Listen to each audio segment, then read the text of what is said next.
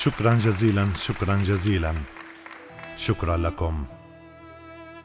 بسم الله الرحمن الرحيم.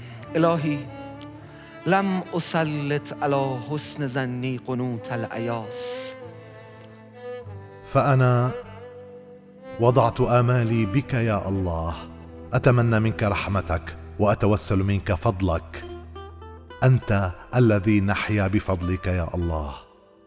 يا إله رمضان، مرحبا بالجميع، مرحبا مرحبا مرحبا مرحبا بجميع الناس. تقبل الله منكم أعمالكم في أول أيام هذا الشهر المبارك، فأهلا بشهر رمضان، الشهر الذي يجمعنا برحمته. إن شاء الله يبقى هذا الشهر في ذاكرتنا لنذكره دائما كأفضل شهر رمضان مر في كل حياتنا التي عشناها. بين السماء في الروح والقلوب نبحث عنك دائما يا شهر المحفل. أهلا بك.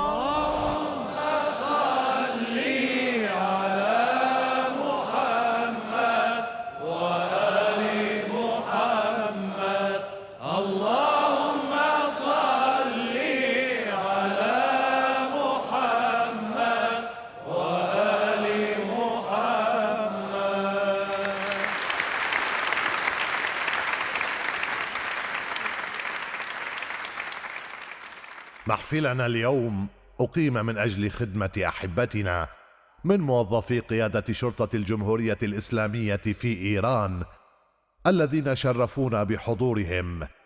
نحن سعداء بخدمتكم بجهود نائب الشؤون الثقافية والاجتماعية. نفتخر بكم، ففي البرد وفي الحر وفي الصيف والشتاء صباحا وليلا تعملون من أجل خدمة جميع الناس، وكل من يخدم هذه الأمة بعشق وإخلاص وصدق مثلكم فهو حتما مأجور. تحية لكم.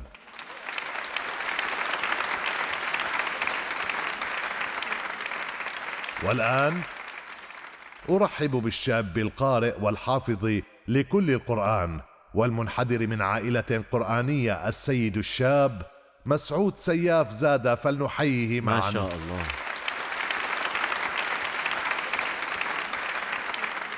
تفضل سيد مسعود، قدم نفسك.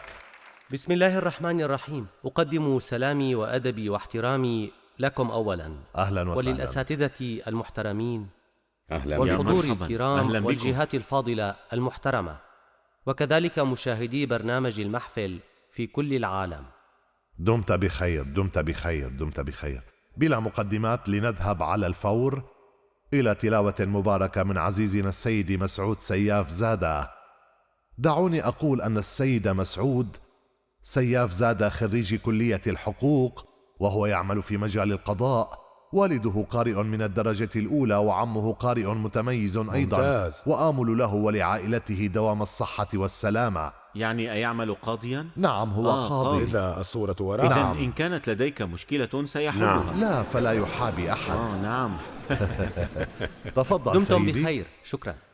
بسم الله الرحمن الرحيم. والنجم إذا هوى. نعم نعم نعم نعم نعم نعم. ما شاء الله عليك. نعم يا مسعود. ما شاء نعم الله. ما ضل صاحبكم وما غوى. الله. نعم نعم نعم. ممتاز. الله ما شاء الله. ما شاء الله. ما ضل صاحبكم وما غوى. يا عيني عليك. الله. أيوة الله. الله أيوة الله. الله. ما شاء الله. والنجم إذا هوى. ما ضل صاحبكم وما غوى. وما ينطق عن الهوى. إن هو إلا وحي يوحى. الله. الله يحفظك. الله الله الله الله يبارك فيك. الله الله الله. ما شاء الله، أحسنت. علمه شديد القوى ذو مرة نعم نعم. الله الله الله الله الله. فاستوى أي والله. الله الله. فاستوى وهو بالأفق الأعلى ثم دنا فتدلى فكان قاب قوسين أو أدنى. الله الله الله الله. ما شاء الله. فأوحى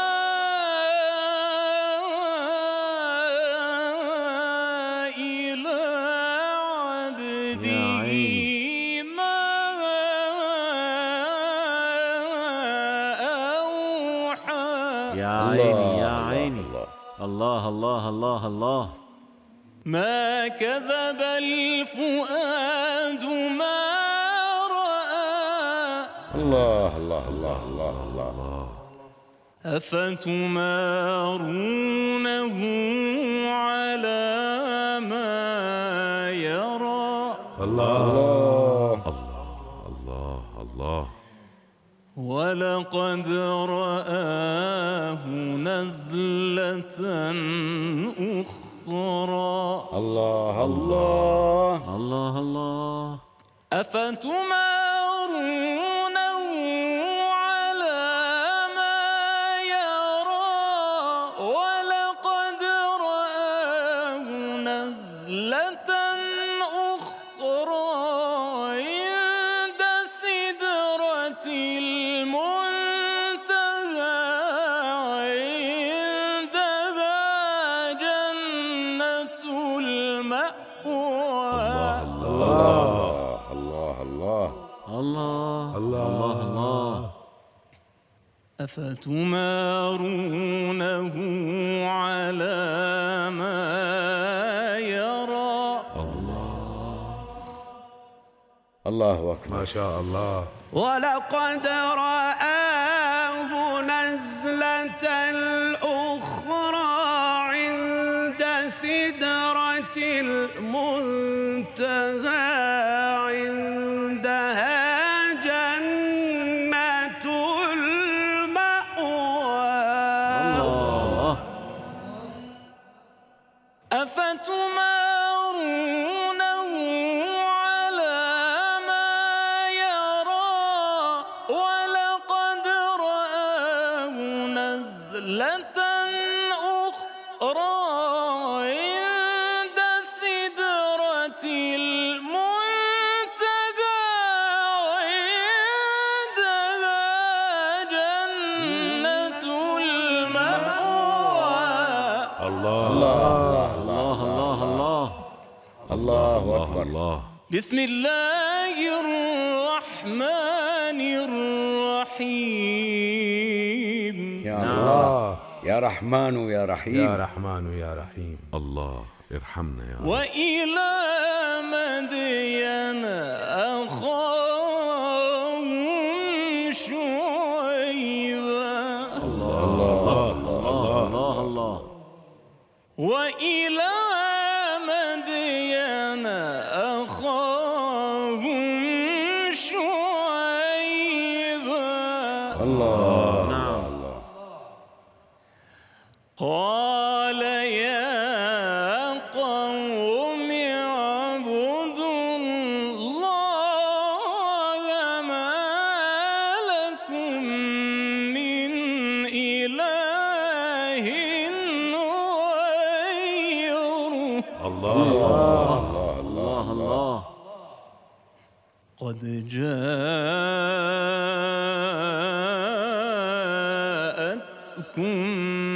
بينة من ربكم. الله. إيه نعم الله نعم نعم. الله. الله الله. ما شاء الله عليك. فأوفوا الكيل والميزان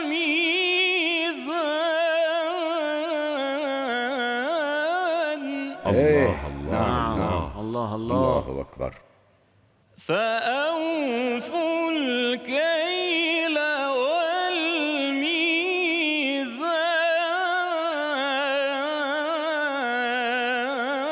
والميزان الله الله أكيد الله. أكيد، ما شاء الله عليك. ولا تبخسوا الناس أشياءهم ولا تفسدوا في الأرض بعد إصلاحها. الله أكبر. نعم نعم ما نعم. شاء الله ما شاء الله. جميل جميل جميل. فأوفوا الكيل والميزان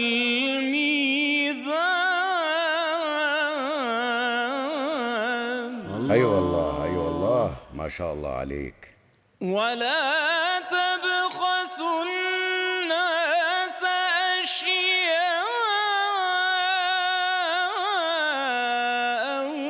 ولا تفسدوا في الأرض بعد إصلاحها. أي والله. الله الله الله أحسنت. ما جميل. شاء الله. ذلكم شاء الله. خير لكم إن كنتم مؤمنين. الله الله الله. الله. صدق الله العلي العظيم.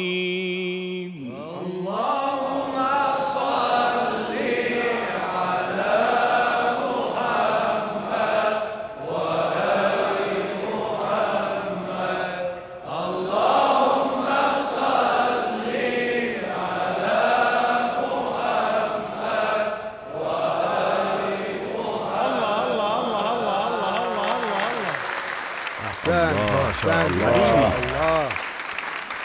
يا عيني يا عيني يا عيني. الله عليك. حفظكم تبارك الله. الله. الله عليك. شكرا لكم. جميل. أتتكلم العربية أيضا؟ إيه شوي.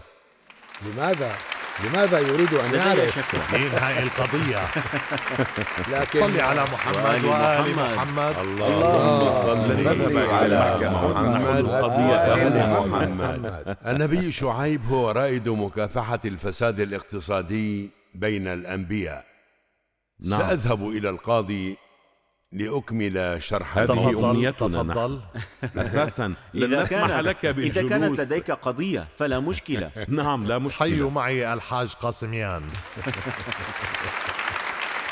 سيد أهلا مسعود، بكم. السلام عليكم. وفقك وعليكم السلام. الله أنا في ورعاك. خدمتكم. تفضل سيد سياف زادة. بسم الله الرحمن الرحيم. أود أن أقول إن المحفل قد أنتج وثائقي عددناه كوثائقي في شكل رسوم متحركة، وإن شاء الله سيتم عرضه في القريب. وأنا أيضا كنت الراوي لقصص هذا الوثائقي، وهناك حلقات بودكاست أيضا قام حامد شاكر نجاة بالتلاوة بقراءته العطرة، وإن شاء الله تلقى قبولا لديكم. والوثائقي هو سرد ممتع لقصص الأنبياء لنرسل صلواتنا لمحمد. اللهم صل على محمد وآل محمد وعجل عجل فرجه. فرجه. شعيب عليه السلام هو حامل لواء مكافحة الفساد الاقتصادي. يقول القرآن: ولا تؤتوا السفهاء أموالكم التي جعل الله لكم قياما. الثروة سبب نهضة المجتمع واستقراره. الفساد الاقتصادي يؤدي إلى كسر المجتمع، فيؤدي الفساد الاقتصادي الفردي مثلا إلى انخفاض مثلا في المبيعات، ما سيؤدي لفساد الأخلاق. إذا حدث مثل هذه الأحداث فإن المجتمع سينكسر ظهره، وينزل العذاب بالمجتمع بسبب هذا الفساد وصراعات الأنظمة. فتقول الآية: ولا تأكلوا أموالكم بينكم بالباطل وتدلوا بها إلى الحكام لتأكلوا فريقا من أموال الناس بالإثم وأنتم تعلمون. ما نوع هذا النظام؟ إنه متعلق بالحكام، وتدلو بها إلى الحكام أي من خلال الدخول لنظام الحكام بمنحهم الرشا، فالفساد يأتي من الأعلى إلى الأسفل، وهكذا تأخذون أموال الناس وأنتم تعلمون. ولا تأكلوا أموالكم بينكم بالباطل الله وتدلوا بها إلى الحكام لتأكلوا فريقا من أموال الناس بالإثم وأنتم تعلمون. هنا يقول شعيب: ويا قوم أوفوا المكيال والميزان بالقسط ولا تبخسوا الناس أشياءهم ولا تعثوا في الأرض مفسدين. يقول: املأوا الكؤوس ولا تنقصوا من كيلها، فإذا أخللتم بهذا المقياس ستتعسون. ولا تبخسوا الناس أشياءهم، إياكم أن تسلبوا أموال الناس، ولا تنشروا الفساد، ولا تعثوا في الأرض مفسدين. تعتقدون الفساد ليس بشيء، فيصبح هذا كثقافة ويتحول مع الوقت لفساد. ويا قوم أوفوا المكيال والميزان بالقسط ولا تبخسوا الناس أشياءهم ولا تعثوا في الأرض مفسدين.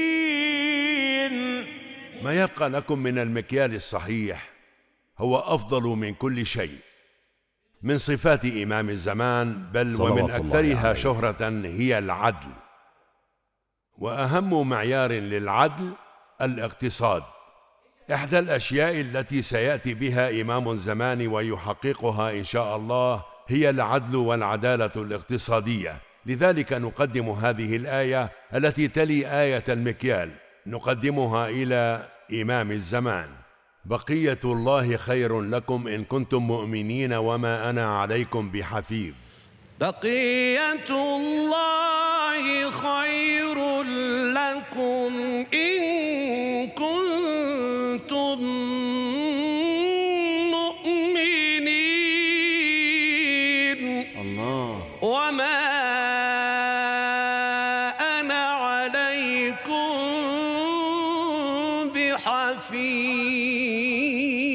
بحفيظ. الله. ضرب الهدف. قالوا: يا شعيب أصلاتك تأمرك أن نترك ما يعبد آباؤنا أو أن نفعل في أموالنا ما نشاء؟ أصلاتك أمرتك بذلك؟ شعيب لم يقل لا، بل نعم. الصلاة قالت لك إنه لا يمكننا التصرف في أموالنا بأي شكل نريده، ولا يمكننا الاحتفاظ بتقليد أجدادنا. إنك لأنت الحليم الرشيد، كنت شخصا محترما. هل الصلاة أعطتك هذا الأمر؟ قالوا يا شعيب أصلاتك تأمرك أن نترك ما يعبد آباؤنا. نعم نعم. الله أن الله. نترك ما يعبد آباؤنا أو أن نفعل في أموالنا ما نشاء. الله الله. إنك لأنت الحليم الرشيد. الله. لنأخذ أرضا في لواسان. تعال معنا، اعمل لنا. أنت تعرف الترويج، لديك بلاغة وكلامك مقنع. تعال خذ هذه الأرض، كن معنا. فيقول لهم: وما أريد أن أخالفكم إلى ما أنهاكم عنه.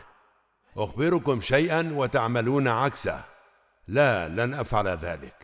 إن أريد إلا الإصلاح ما استطعت. سأصلح دائما بقدر ما أستطيع، ليس لأغير كل العالم، بل بقدر ما أستطيع. وما توفيقي إلا بالله، عليه توكلت وإليه أنيب. التوفيق من الله. وما أريد أن أخالفكم إلى ما أنهاكم عنه، إن أريد إلا الإصلاح ما استطعت. الله. وما توفيقي إلا بالله.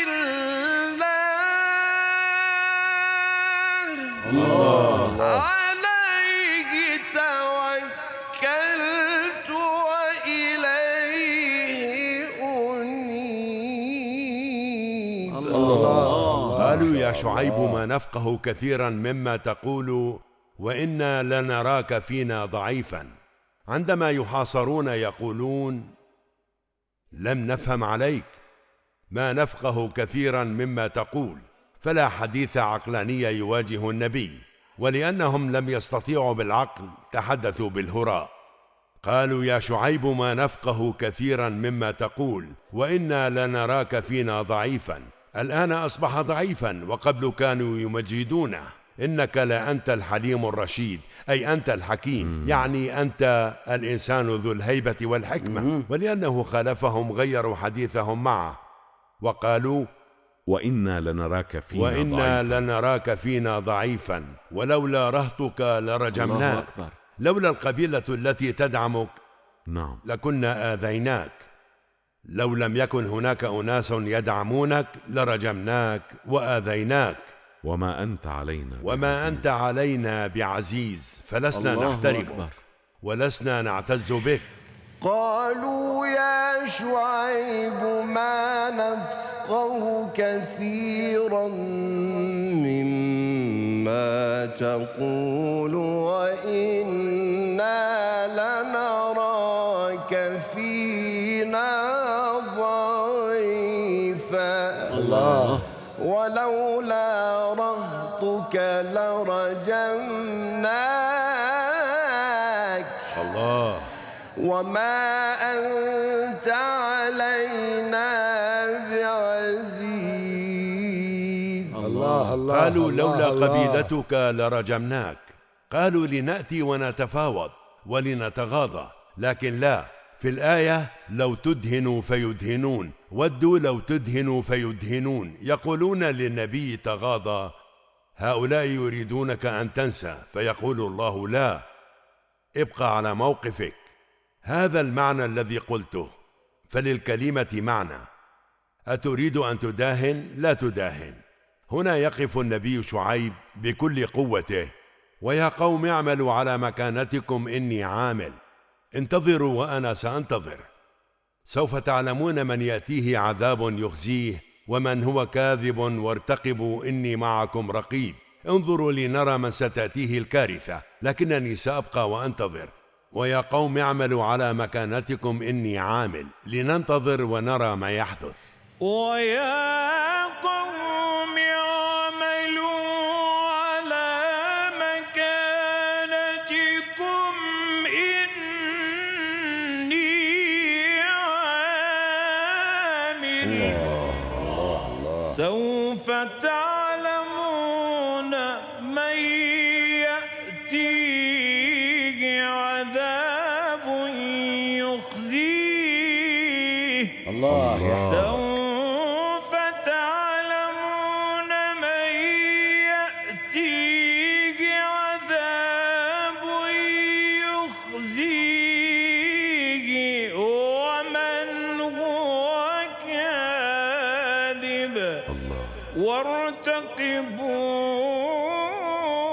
وارتقبوا إني معكم رقيب. انتهى، انقضى الموعد النهائي. ولما جاء أمرنا نجينا شعيبا والذين آمنوا معه برحمة منا، وأخذت الذين ظلموا الصيحة فأصبحوا في ديارهم جاثمين. عندما انتهى الموعد أنزل الله صيحة سماوية فبركوا في مدين نفسها التي كانوا فيها، فأخذتهم الصيحة السماوية جميعا ودمرتهم. ولما جاء أمرنا نجينا شعيبا والذين آمنوا معه برحمة منا وأخذت الذين ظلموا الصيحة فأصبحوا في ديارهم جاثمين. كأن لم يغنوا فيها، وكأن جذورهم استؤصلت، وكأنهم لم يكونوا موجودين. ثم يقول: ألا بعدا لمدين كما بعدت ثمود. فالمصيبة نفسها التي ألمت بثمود أتتهم بصيحة سماوية كأن لم يغنوا فيها. قطعنا جذورهم بطريقة وكأنهم لم يكونوا موجودين في الأساس، دمرناهم بالكامل. كأن لم يغنوا فيها ألا بعدا لمدين كما بعدت ثمود.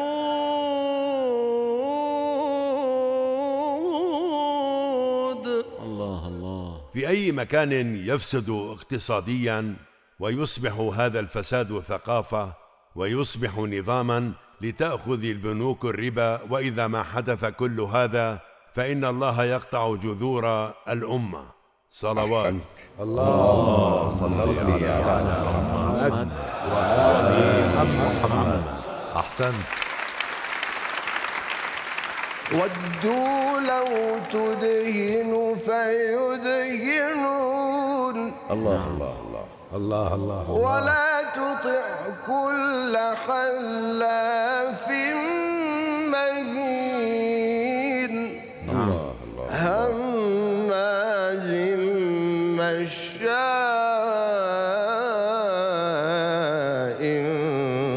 بنميم. الله.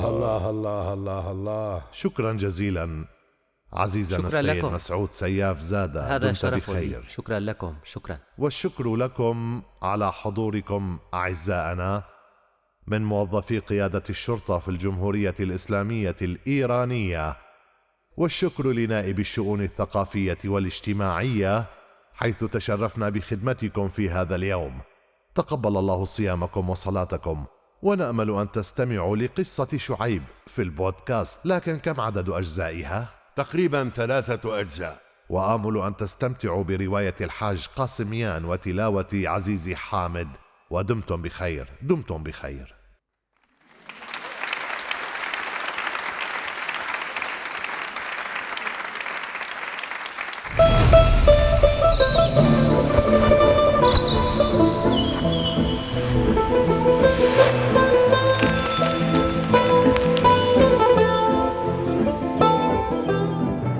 اللهم صل على محمد وآل محمد.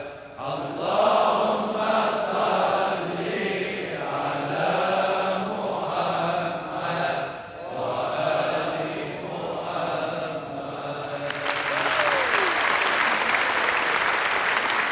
أحسنتم. أهلا بكم أعزائنا موظفي قيادة قوى الأمن الداخلي للجمهورية الإسلامية الإيرانية. أكرمونا بزيارتهم في هذا اليوم، وذلك بفضل جهود إدارة الشؤون الثقافية والاجتماعية. فجاءنا قراء حفظة من مجموعة فراجة الفائزين بالعديد من الألقاب لمسابقات القرآن المختلفة، وأحدهم ضيفنا هنا والذي شرفنا بقدومه اليوم جميل. السيد مجيد ملكبور آراني، القارئ والمؤذن من بلدة آران وبيتقول. لنحيي بحرارة السيد مجيد ملكبور.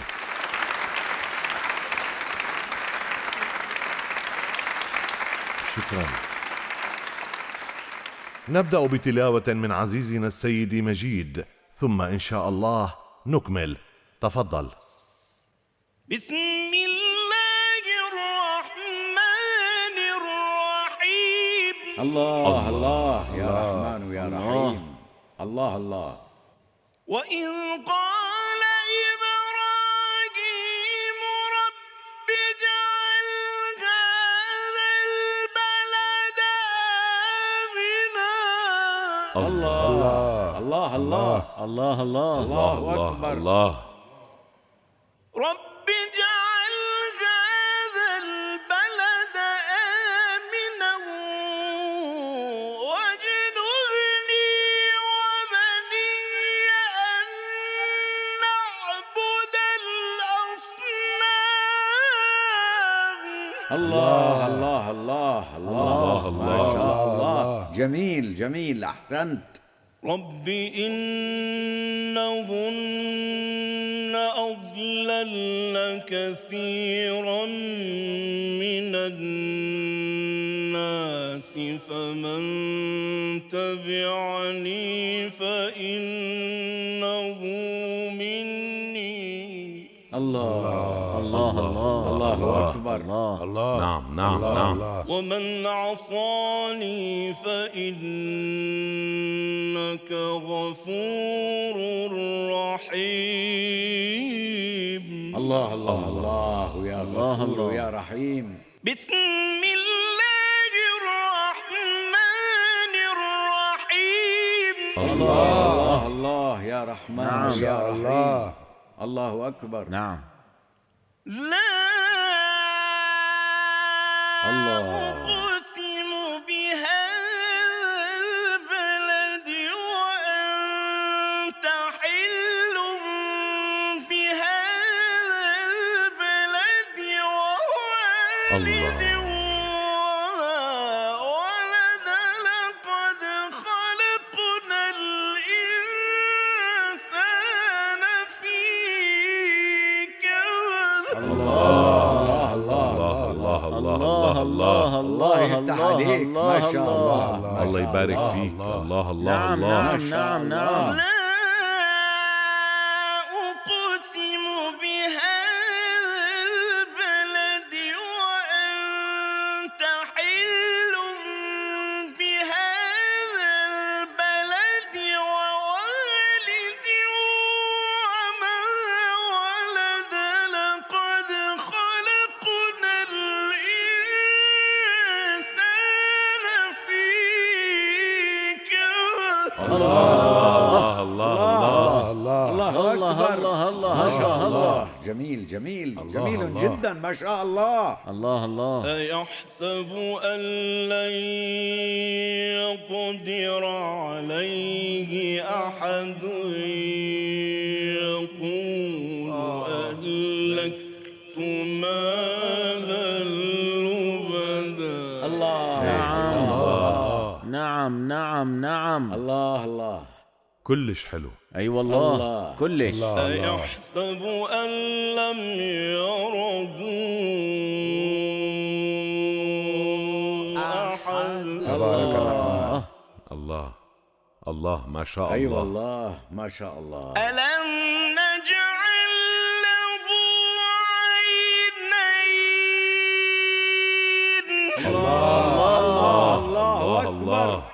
الله ولسانا وشفتين الله. الله وهديناه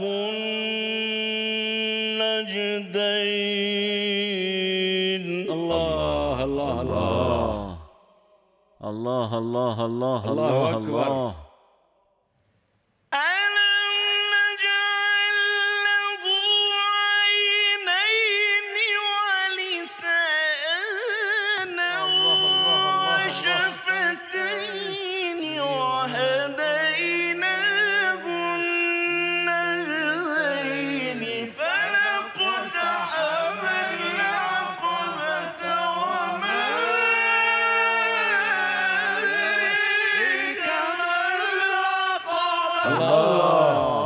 الله الله الله أكبر الله أكبر الله عليك الله عليك ألم نجعل له عينين ولسانا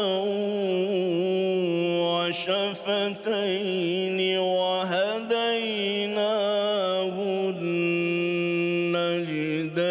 النجدين الله الله الله الله الله فلاقتحم العقبة وما أدريك ما العقبة إيه الله الله الله الله ألم نجعل له عينين الله الله الله الله أكبر ولسانا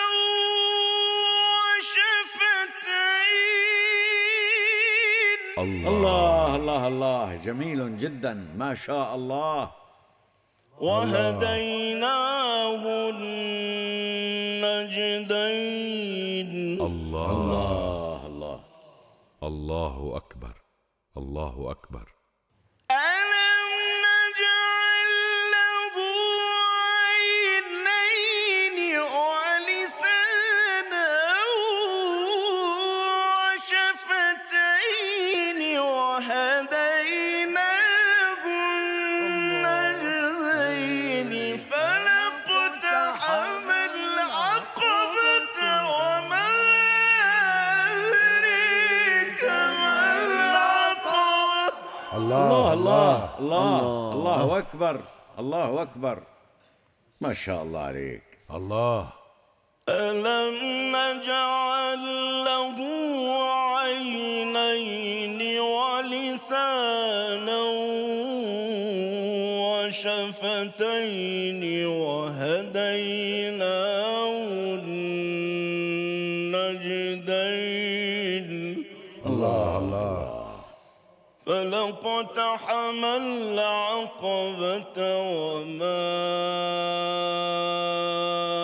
أدراك ما العقبة فك رقبة أو إطعام في يوم ذي مسغبة يتيما ذا مقربة الله الله الله الله ما شاء الله ما شاء الله يتيما ذا مقربة أو مسكينا ذا متربة الله الله الله ثم كان من الذين آمنوا وتواصوا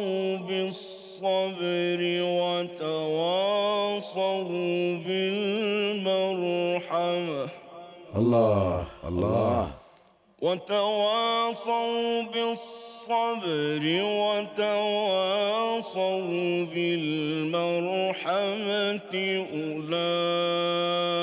أولئك أصحاب الميمنة الله عليك صدق الله العلي العظيم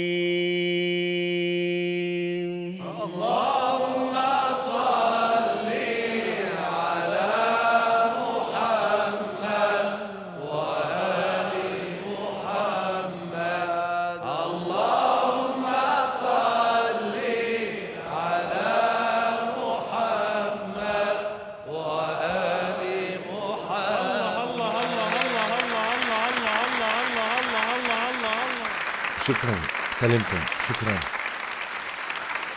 سلمتم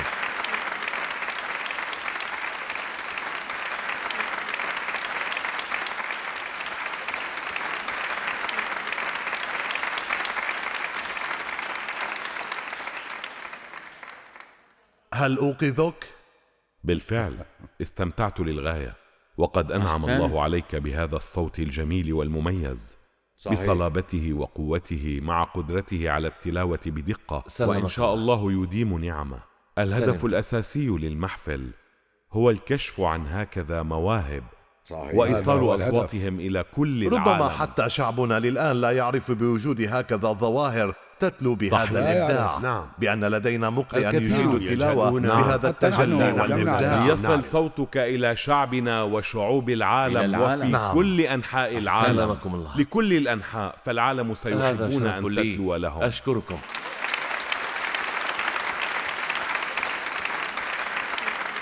أي والله أي والله نحيي جميع شباب فراجة. أي والله أي والله أي والله.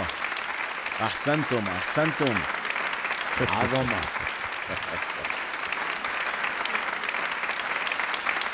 تفضلوا تفضلوا تفضلوا. حسنا. إذا حاج قاسميان، نعم، بعد أن أمتعنا السيد ملكبور بهذه التلاوة الرائعة، هذا صحيح. هلا أخبرتنا بقصة سيدنا إبراهيم؟ تلاوته أخذت عقلي بعيدا. نعم. حتى أنني نسيت هذا نفسي. صحيح. سلمتم. بالنسبة للآيات التي اختارها فتتضمن آيات حضرة سيدنا إبراهيم وقصة سيدنا إبراهيم وسيدنا إسماعيل ووجودهما في مكة والكعبة. سأعتلي المنصة إلى حتى أين؟ أشرح لماذا لكم. تبعد لنحيي عنا معا هكذا؟ الأستاذ الحاج جميل، قاسميان.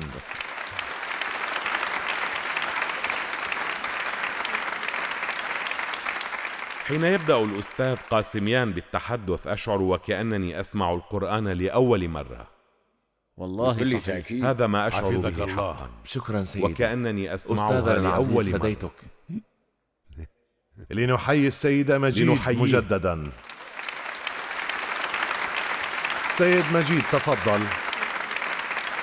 لنذهب إلى قصة إبراهيم. بسم الله الرحمن الرحيم. هذه المقدمة مهمة جدا وتفيدكم في كل مكان أيضا. سيدنا إبراهيم شيخ الأنبياء، قطب، والكل يجب أن يكونوا إبراهيميين.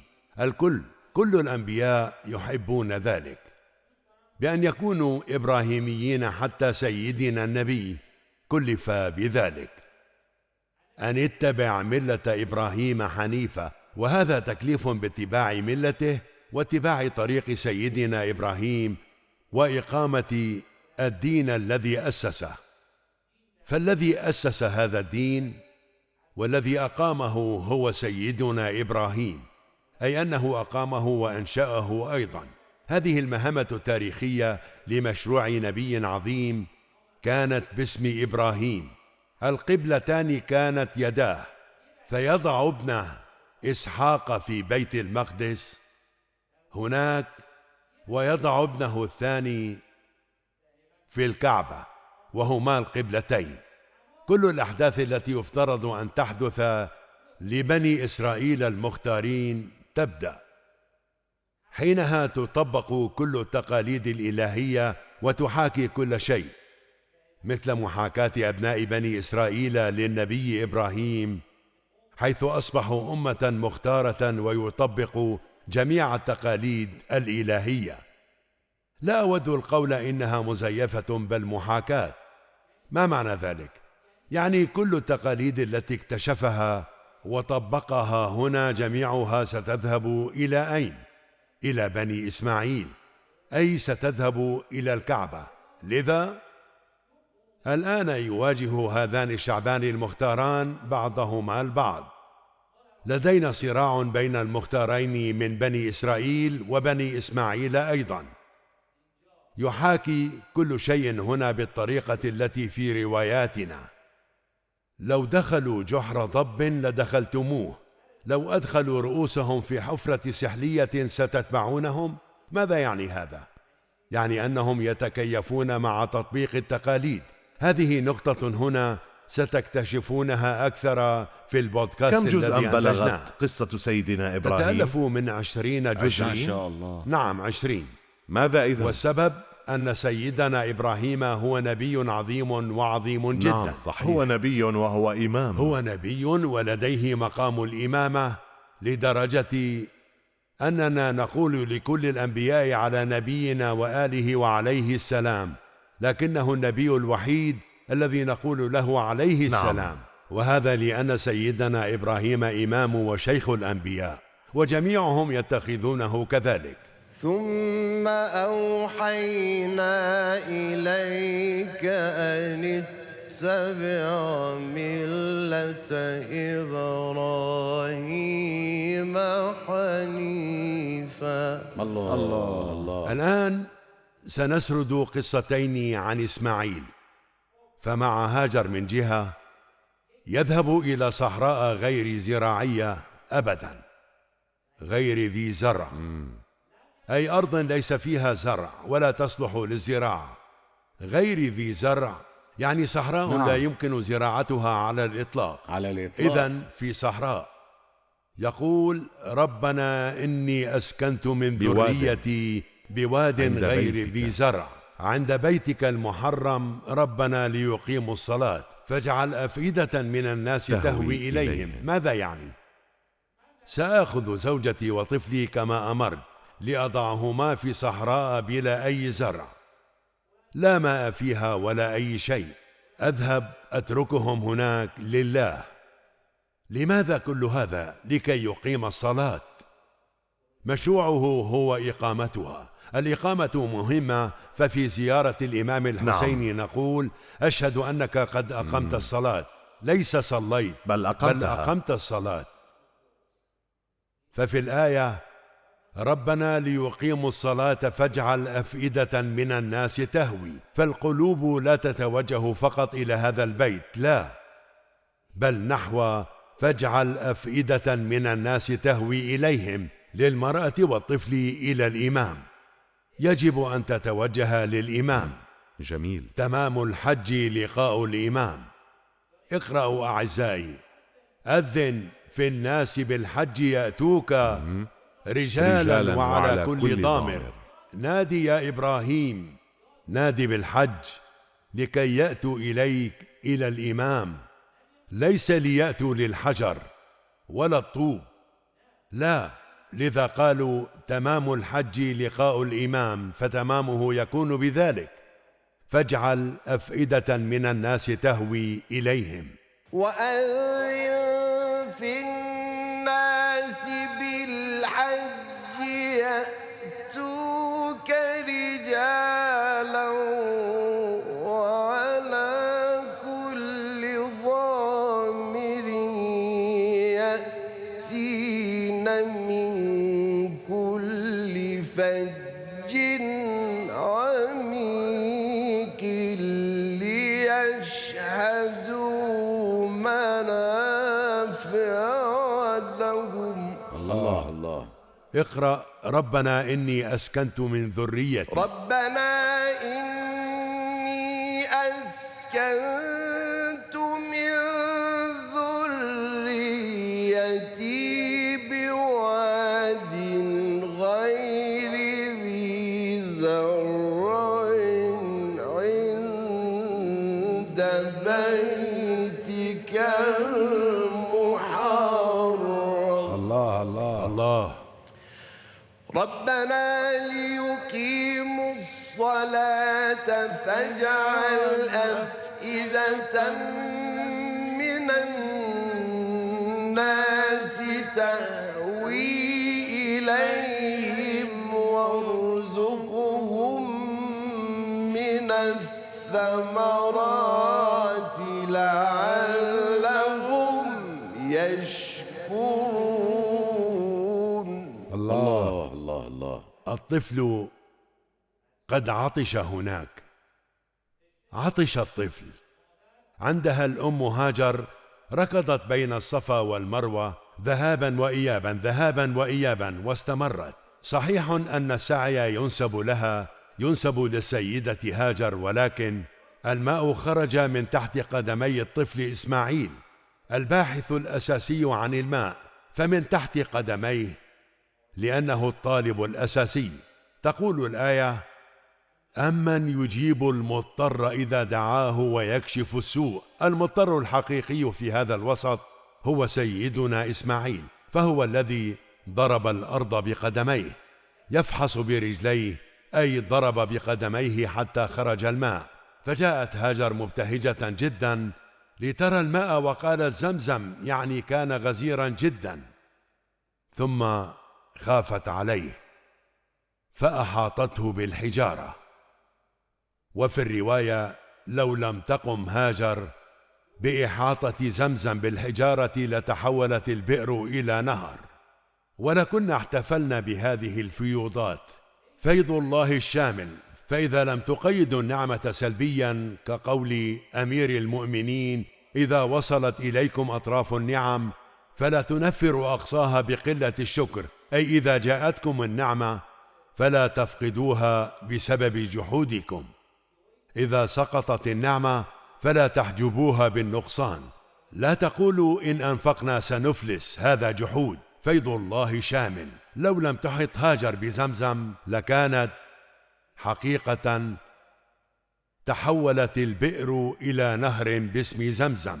إنه ماء فريد من نوعه، وهذا الماء لا يفسد ولا تنتهي صلاحيته، وحتى الآن ينتج منه دون تاريخ انتهاء، فهو ماء عجيب جدا، ماء شاف. لنذهب إلى مشهد آخر. في سورة الصافات تروي الآيات عن اختبار متعلق بذبح إسماعيل. فلما بلغ معه السعي قال: يا بني إني أرى في المنام أني أذبحك فانظر ماذا ترى. كانا يعملان معا، وأراد إبراهيم أن يختبر من هو إسماعيل، فقال له: رأيت في المنام، وبالطبع فإن رؤيا الأنبياء هي رؤيا صادقة. يقول: رأيت في المنام أنني أذبحك فانظر ماذا ترى، ما رأيك؟ بالطبع إسماعيل لا يقارن بعلي الأكبر. يا أبت ألسنا على حق؟ إذن لا نبالي بالموت. وهنا: يا أبت افعل ما تؤمر، أي افعل ما أمرت به، ستجدني إن شاء الله من الصابرين، أي سأكون صابرا حتما. بالطبع المقام الأسمى من الصبر هو مقام الرضا، أي كمن يضحون. لكن إسماعيل قال: مهما حدث افعل هذا وأنا سأصبر. فلما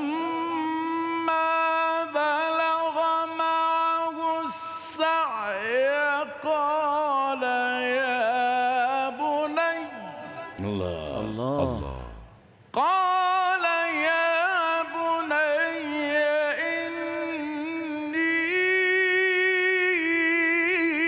أرى في المنام أني أذبحك فانظر ماذا ترى. الله الله الله. قال: يا أبت افعل ما تؤمر ستجدني إن شاء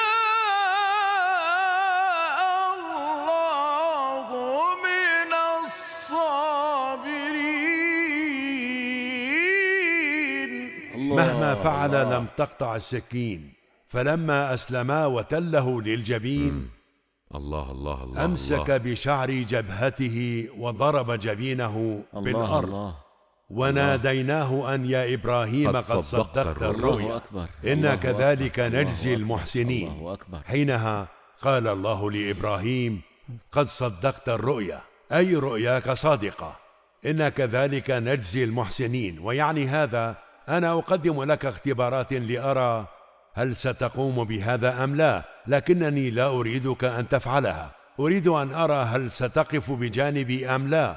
الله يضع المحسنين في الطريق الصعب والشاق ويخضعهم لاختبارات صعبة، لكنه لا يذهب لنهاية الاختبارات.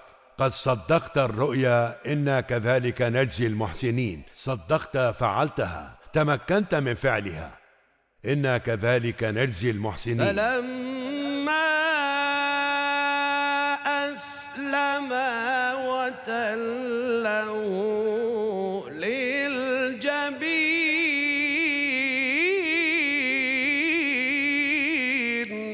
الله وناديناه أن يا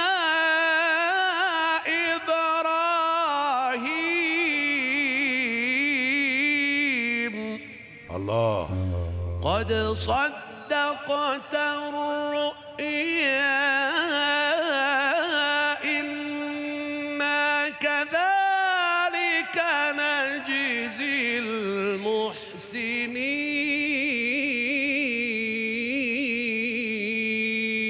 الله. إن هذا لهو البلاء المبين.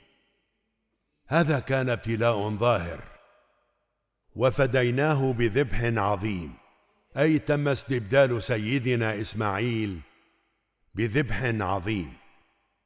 وهنا جاء كبش وتم ذبح الكبش، لكن بمراجعة الآيات سنشرح الأمر بشكل أوضح. ليس المقصود بالعظيم أن الكبش كبير، لأن العظيم هنا لا تفيد المعنى المادي. وفديناه بذبح عظيم تعني عظمة نهج الإمامة وسير الإمامة، وهي تضحية نفسها للإمام الحسين في المذبحة العظيمة صلى الله عليه لذا يا أبا نجد أن نهج الإمامة والنهج الإبراهيمي وموضوع التضحية ونهج الإمام الحسين هو النهج الذي يدفع للأمام، وليس ذبح إسماعيل، بل هو ذبح أبا عبد الله وكل بني هاشم، وذبح كل النهج الذي استمعتم إلى شرحه. إن هذا لهو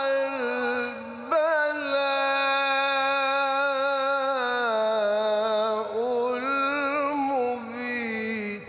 الله. وفديناه بذبح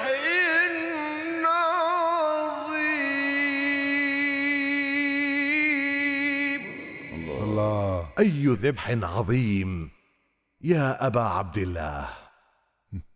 مولاي الكريم يا رب. يا أبا عبد الله، بالحق أنت عجيب، فكيف ضحيت بنفسك؟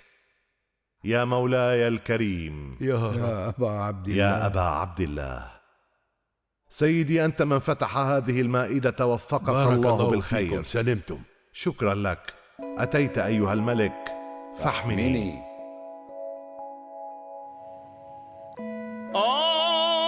مدام الله. مدامي شوف أنا هم بدي. الله الله.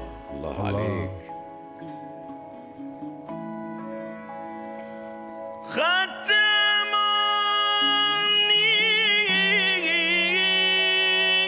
سكنا هم بدي. الله.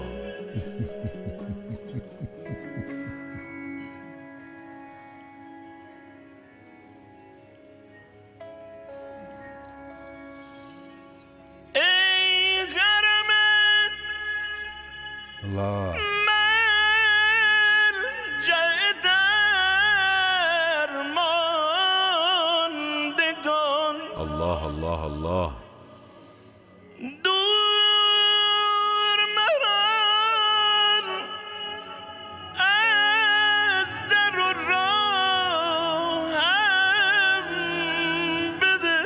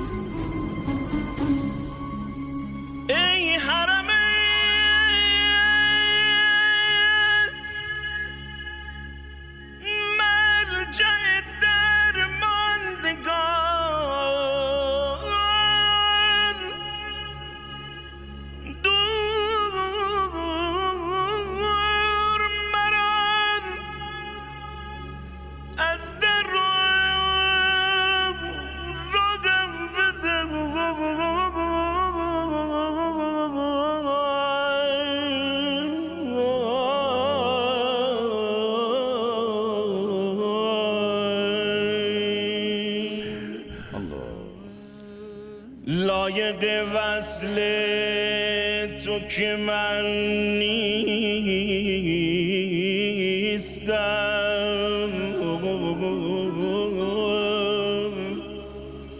لایق وصل تو که من نیستم.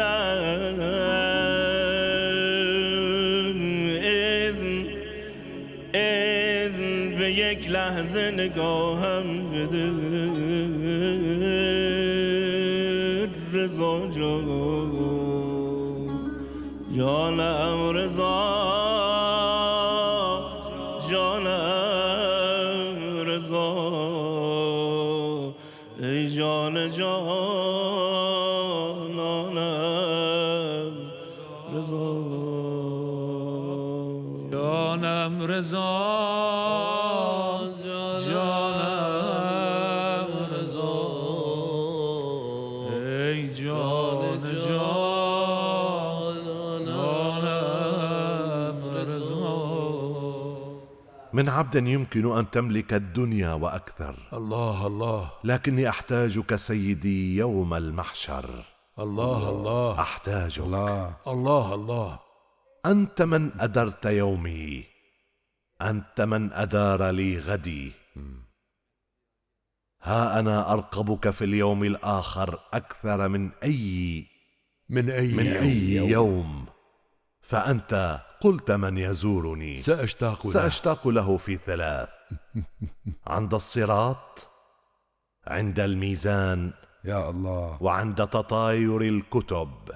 يا علي بن موسى الرضا، نحن لا نزال في انتظارك في كل وقت وفي كل لحظة.